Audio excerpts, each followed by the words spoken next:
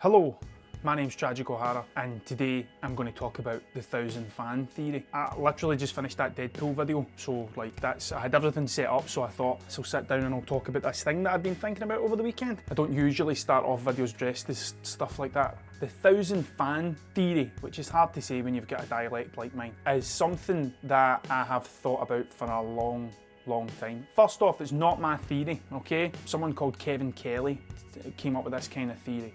But first off, what is it? The 1,000 fan theory is that if you have 1,000 true fans, you basically have forged a full-time career in whatever your path may be, but 1,000 true fans. So what I mean by true fans are people who will pay you for something. If they will buy something off you, so like music, a gig ticket, a print, a t-shirt, a hat, merchandise. If you have 1,000 of these people that love you, what you do enough to buy things off you, that's a full-time career. So if someone was to spend like £30 a month, £30 a year on stuff that you do, so like say a print or a t-shirt every year, that's 30 grand. Like that's a salary. Like obviously if you've got overheads and stuff like that, that's other things you need to take into consideration. But the basic bit is if you have 1,000 people who love what you do enough to buy one thing off you a year, you've got a job. That's it. You now have a career.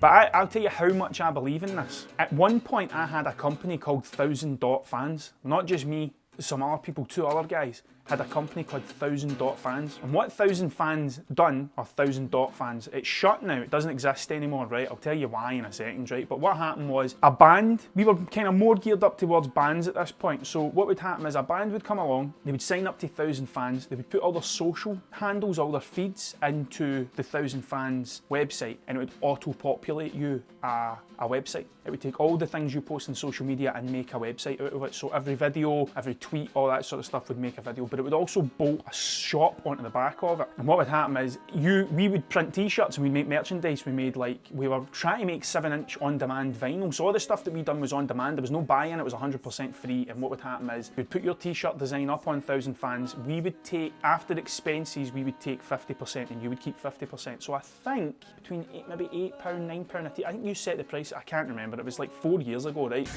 It's the first paying t-shirt. Do your dance, do your dance. Think we should deliver this t-shirt? Aye. Let's go then. Is that a bit over dramatic? Hello, Andy. Alright, he ordered a t-shirt for a company called 1,000 Fans. We're actually just based up the road, so I'm just dropping it off. T-shirt we've ever sold. Is it? Yep, that's what we dropped off. And we've given him a free one as well, because we're that nice. That's good. You kept like £7 per t-shirt. You could also sell all your stuff digitally. We were doing on-demand cassettes and on-demand CDs at one point, and on-demand, everything on demand, right? But the way that I was trying to work it was so it was gamified. So what would happen is when you signed up, you reached level 1, and then to reach level 2, you had to do these things. So you had to tweet something, you had to do this, you had to do that. Level 3 would be your first sale, level 4 would be such and such, and it would go all the way up to whatever, because you never really complete something like this. But once you get your 1,000 true fans, your 1,000 sales, you've kind of learned a whole thing about how to take yourself from nothing to selling stuff and making money and forging a career. Now, if you're in a band, it's going to be more, like your 1,000 fans would need to spend more because there'll be like 4, 5, 6, whatever. Like if you're in the polyphonic spree or something, then like you're going to struggle. Like so, but we were also saying things like use our on-demand t-shirts and all that sort of stuff to make enough money to run your own, get your own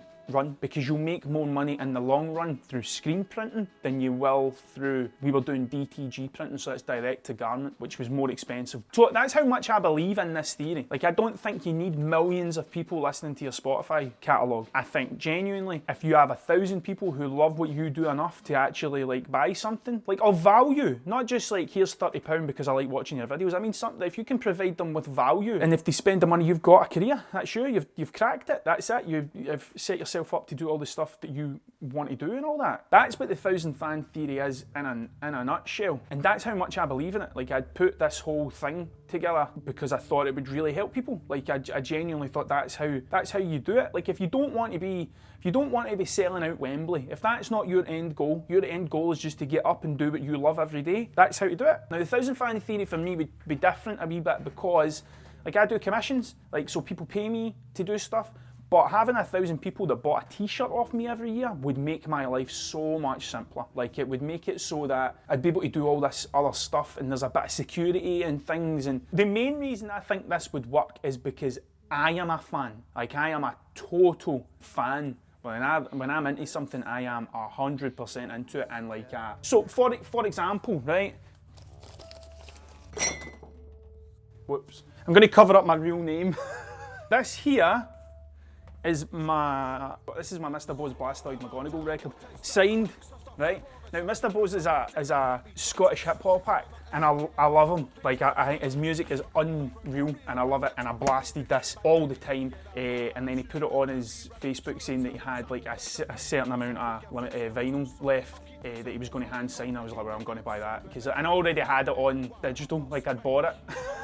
But I was like, I'm going to get, it's on vinyl, I'm going to get that in vinyl. My mate, Justin, put me onto Mr. Bo's like years ago. I straight away hooked, man. Even the two-tone committee stuff, like I've got two-tone 12-inch vinyl. Now, this is a guy I know, well, I don't know, I've never met him, and I'd love to do a track with him. Like, I've always wanted to do a track with Mr. Bo's, but I'm terrified to ask. So, and I've used his music in this. Like, I've used his music in my the first Tragical Mystery Tour video, which is the first kind of YouTube thing I've ever done, had a Mr. Bo's track in it. Like, so, like, that's what I mean. Like, I am a fan. When he puts stuff out, I'll go buy it. Like, I'll go get it. Like, if I've, do you know what I mean? Like, what else? Gyro Babies, like, they're in my music stuff as well. Like, I've used their music. Like, I bought that as soon as it came out. I've got rakes of picture discs. I've got toys. I'm like t-shirts. Like, I'm really into, like, I've got like a Robocop t-shirt, and like all these like t-shirts are things that I'm really into. I am a fan, and I will spend money on things like, I mean, Wu-Tang, Motorhead, Nirvana, Deadpool, Batman. I'm a fan. That's what I am. Like, that's how I think this would work, is because I know what it's like to be a fan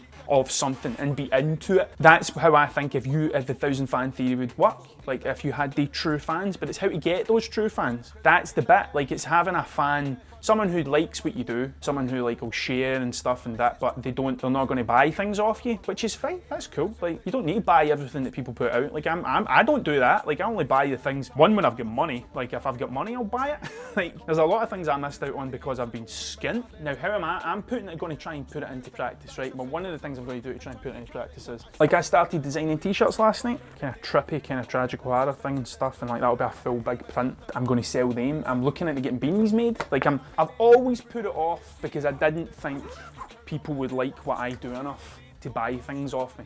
Genuinely never thought that. I've never done it. I've done like one run of t-shirts my entire career, and that was when I was like playing music. Like, I done a run of t-shirts and I sold them all. Like, they all went, but I used to have to bring them in like my backpack, like a bag, up to the gig and have them all rolled up and stuff, and you didn't have sizes for people, and I could have sold them online because I know how to build websites, do you know what I mean? I know how to do all that sort of stuff, and I'm always telling other people to do it, so I need to start doing it.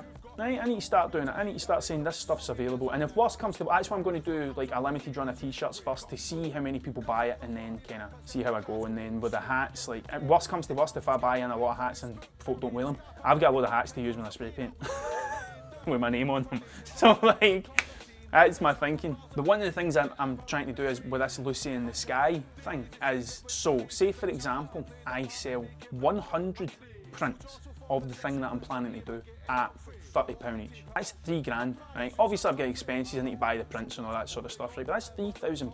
£3,000 will cover that wall and my time to paint the wall and do that. And, do you know what I mean? And anything else that comes up, like at that, if it doesn't cover it, it's covering up a massive chunk of it. For me, just to make this thing that I really want to happen.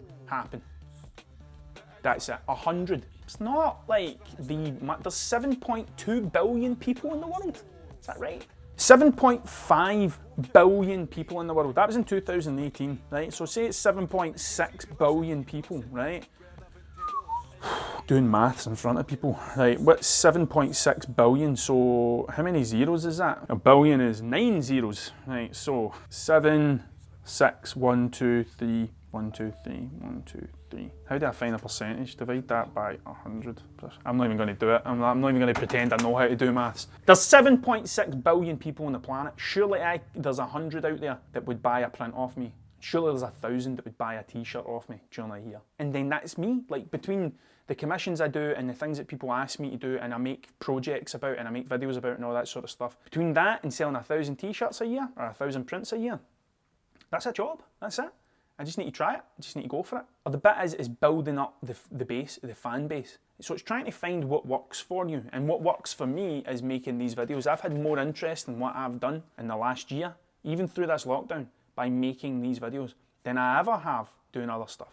Like, I don't mean that in a horrible way. Like, I don't mean like, oh, all that other stuff was pointless. It wasn't. I had to do all that to figure this bit out. So my thinking, I've been working this 1,000 fan things for a while, and I've tried many alterations, different ways of doing it. So like, I was playing gigs, out playing gigs all the time. I'd play gigs 5 days a week. At the opening of crisp packets, I would be there playing, right, in front of no one. And in front, I know I played some decent gigs as well, I can't say that, but a lot of them were, and I played too much, that was my fault. I had people telling me, don't play as much, play less, and I'd be like, no, the more I play, the more people will see me. And really that wasn't the way to do it. So I learned that mistake the hard way, because I gigged solid for like 6 years. Like, I can't hear particularly well now because of that sort of thing. I've got tinnitus because of how much I gigged. So then when my boys came along, the gigging just went. I said, I'm not playing gigs anymore. I'm just going to record and do the things that I want to do and just draw and paint and do that. And the painting was making me more money anyway than the gigs ever were.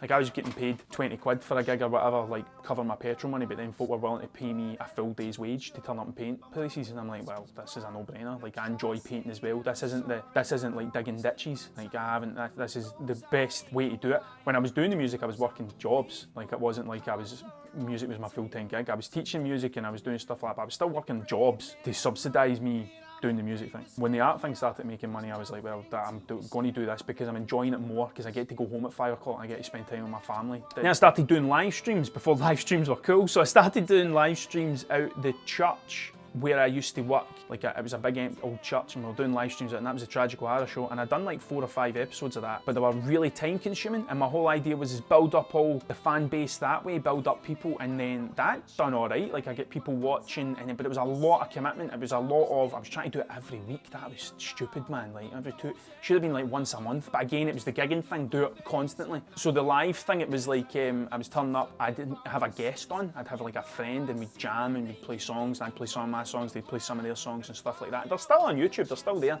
And then it was too time consuming, so I didn't do it anymore. But it was still based on that 1,000 fan theory. I'd done vlogs about the 1,000 fan theory. My name's Tragoic, that's the name that I go under. My real name, well, nobody calls me my real name, because I genuinely thought this will work.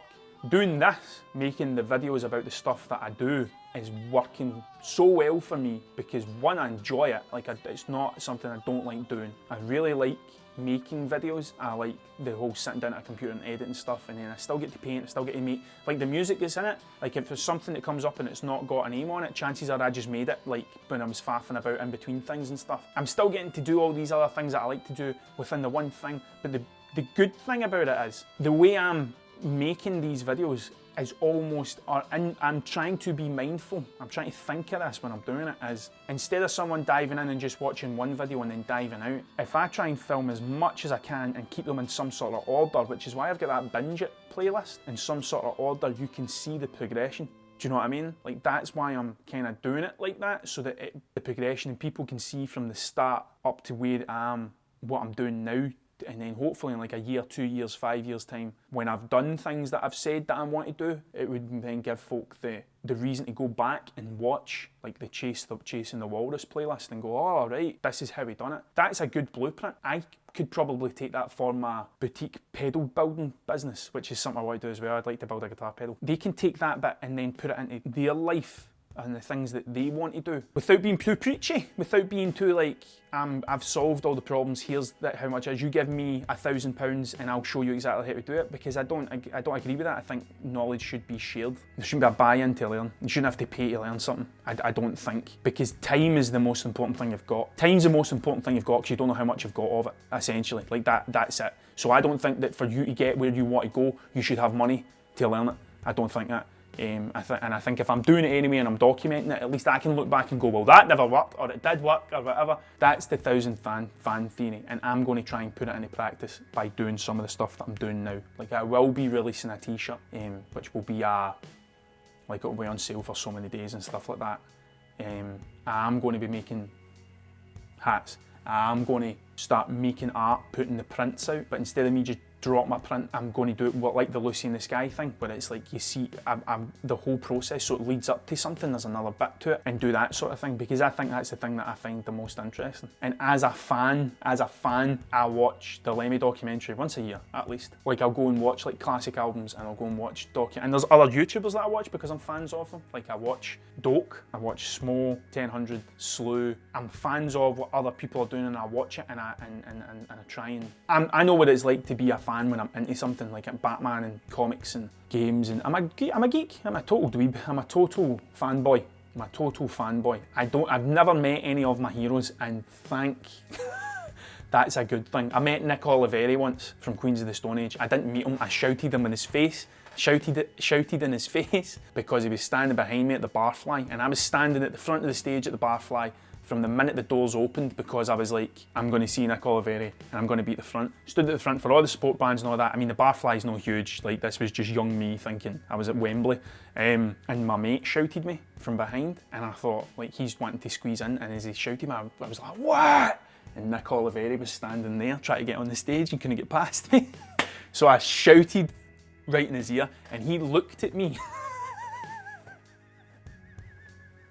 I thought my head was going to explode, like the death stare. So I know what it's like to be a fan. Like, I'm a fan of lots of stuff. That's why I think the 1000 fan theory works, because I know if I'm like this, then there'll be other people out there who are like that with other things. And hopefully, what I do is interesting enough, like people like it enough to become fans of what I do, which is the most amazing thing to say, like out loud, to have like people who are fans of what you do. It feels weird to say it, but that's what I hope. Thank you very much for watching. So if you enjoyed that, or you believe in the 1000 fan theory and that sort of stuff, or my thoughts on the 1000 fan theory, please consider subscribing to my channel and become a fan. Like, don't need to be a true fan, but become a fan. You can get me on Facebook, Instagram, and Twitter. And next time, Don't know.